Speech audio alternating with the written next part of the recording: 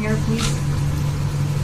Well, we spoke last night about Kashmir, and the Prime Minister really feels he has it under control. I know they speak with Pakistan, and I'm sure that they will be able to do something that will be very good.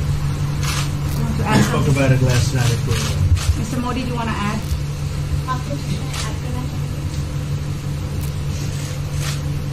Bharat और पाकिस्तान के बीच कई bilateral issues हैं और पाकिस्तान के प्रधानमंत्री के चुनाव के बाद जब मैंने उनको टेलीफोन किया था तब मैंने उनसे कहा है कि पाकिस्तान को भी गरीबी के खिलाफ लड़ना है, भारत को भी गरीबी के खिलाफ लड़ना है, पाकिस्तान को भी अशिक्षा के खिलाफ लड़ना है, भारत को भी अशिक्षा के खिलाफ लड़ना है, पाकिस्तान को भी बीमारी के खिलाफ लड़ना है, भारत को भी बीमारी के खिलाफ लड़ना है। हम दोनों देश मिलकर के गरीबी के खिलाफ लड़ें, हमारी असुविधाओं के खिलाफ लड़ें और हम मिलकर के दोनों देश की आवाम की भलाई के लिए काम करें। ये संदेश मैंने पाकिस्तान के प्रधानमंत्री जी को भी दिया है और राष्ट्रपति ट्रंप से भी हमेशा हमारे इस बायलैटरल संबंधों के संबंध में बात होती रहती है। Between India and Pakistan, there are many bilateral issues. And after Mr. Imran Khan became the Prime Minister of Pakistan, I called him up to congratulate him, and I told him that Pakistan needs to fight poverty, India too. Pakistan needs to fight illiteracy, India too. Pakistan needs to fight disease, India too. And so together, let us join our forces to fight poverty and all the ills that are facing our two countries. Let us work together for the welfare of the people of our two countries. And this is the message that I keep giving my counterpart in Pakistan. Along with President Trump, we also keep talking about the different bilateral issues between us. Mr. Modi, would you like to have President Trump be involved in negotiating between Pakistan and India?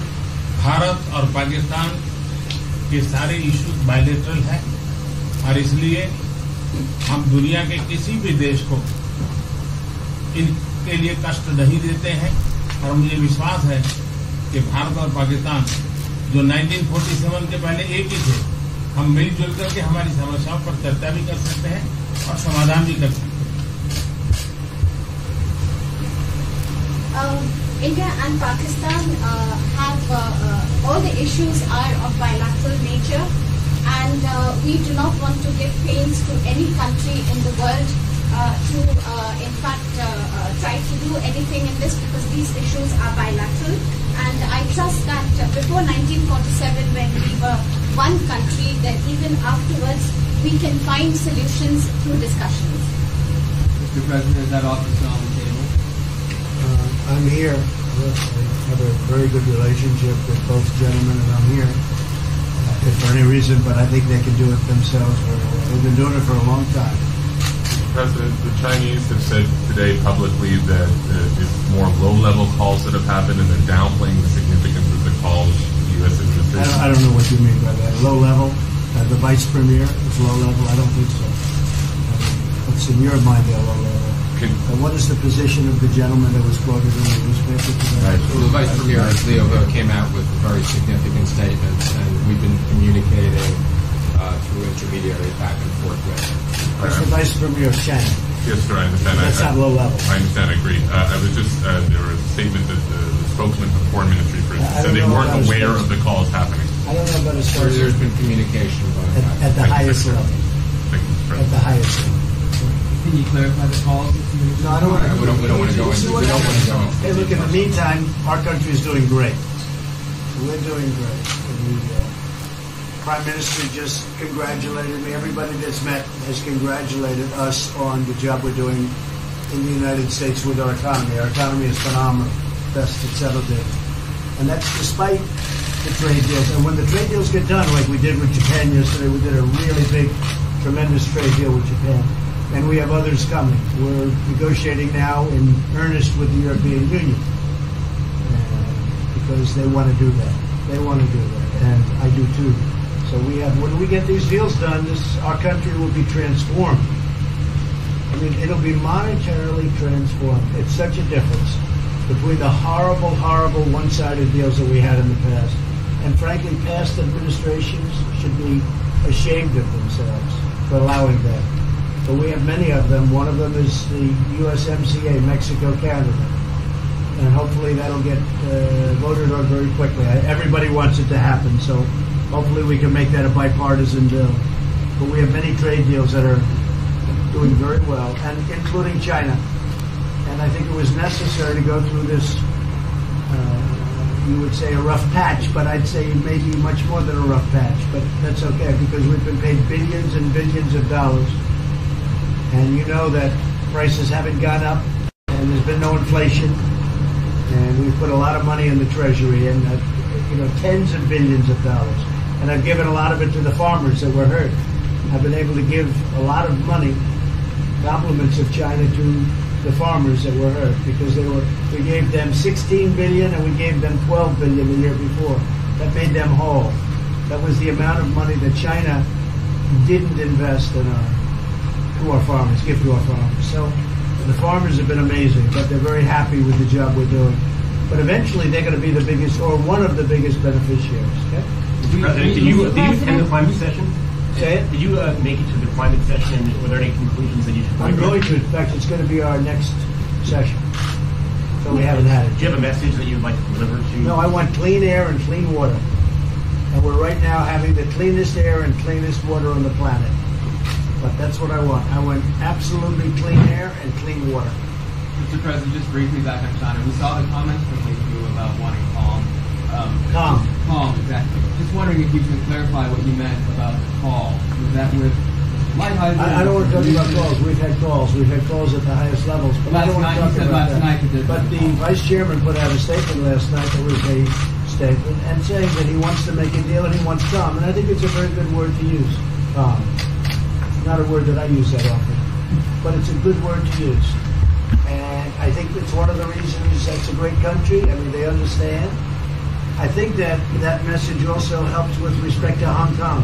I really do. I think it makes it easier for Hong Kong to do something. And I think that President Xi will do something with Hong Kong. I really think that message is a good message with respect to what the ultimate outcome is in Hong Kong. Very, very positive message. And we appreciated it. We appreciated it.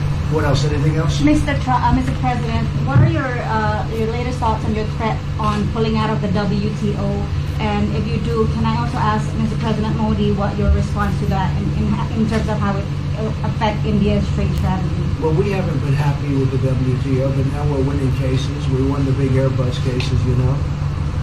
It's a tremendous case. I mean, it's billions of dollars. That was a very recent victory, and we're winning cases now. And we're being treated more fairly now in the WTO, which we appreciate. मुझे लगता है कि हम दोनों को बात कीजिए, हम दोनों बात करते रहेंगे. जब जरूरत पड़ेगी आप लोगों को जरूर जानकारी पहुंचाएंगे. He actually speaks very good English. We just don't want to talk about it.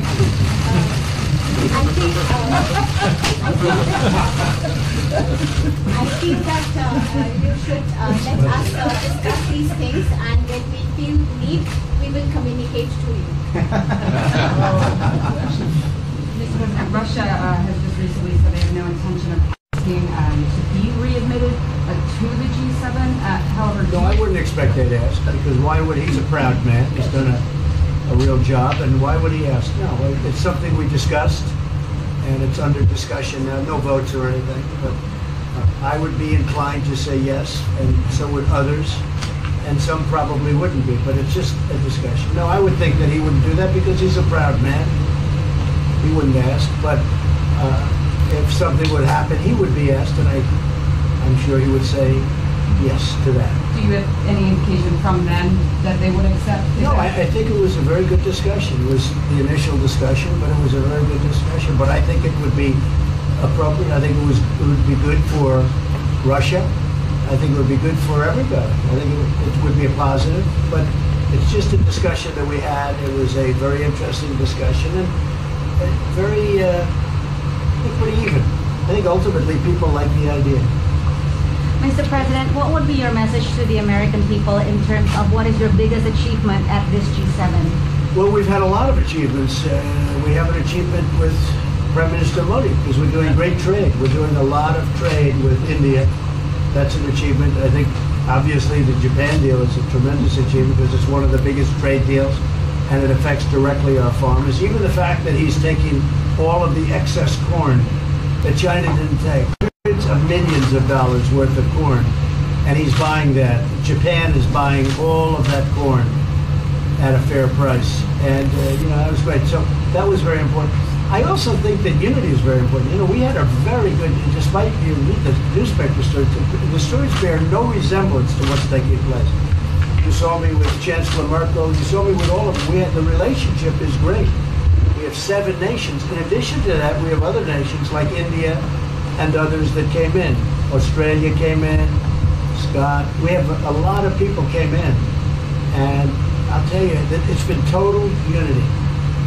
What would be the area of most unity, There's been no dissension. There's been no fights or arguments. There's been no anything. I mean, there's been great unity here. And honestly, the papers haven't reported how good it's been.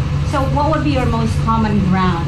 Is it climate change? Is it gender equality? I think we have a lot of things, but I think really the unity, the fact that we're all getting along so well, I think is one of the big takes from this. We really have good relationships, and we're doing a lot about a lot. Okay? Just so we get our reporting right, I'm going to give it one more crack on China. When you were referring earlier to the Buddha statement, which we all saw, did you mean to say that there was also a call last night, or was there not actually a call last night? There were discussions that went back and forth, and let's just leave it at that. Last night, and before last night. Yes. With China? Last with China, and before last night. Numerous. Look, they want to get something done. I've been saying that for a long reason. And why wouldn't they? They want to get something done. They've lost millions of jobs. Their supply chains are being hurt. And once those supply chains go, you can develop new supply chains. You can't get them back into China. So China is run by really a great leader. I think he's a great leader. He wants to do something. They lost over 3 million jobs in a very short period of time. A lot of companies have left China and they're leaving China. They want to get it done. I knew that. I could have told you that without talking, but we are talking. And would you still like to see U.S. companies leave China? Depends on whether or not we make a deal. If we don't make a deal, I'd like to see them leave China. Absolutely. If we make a deal, I'd like to see them stay there and do a great job. Mr. President, on the Afghanistan peace talks, do you have an updated timeline? Are there any snags? No timeline, whatever it is. We're no rush. I mean, we're there. We're really a peacekeeping force more than anything else, frankly. And said we could win that war in a very short period of time, but I'm not looking to kill 10 million people. Okay? And we are working along with the Taliban, with the government, and other people too. And we'll see what happens. No timeline. Thank you very much. We're going to be doing a news conference in a little while.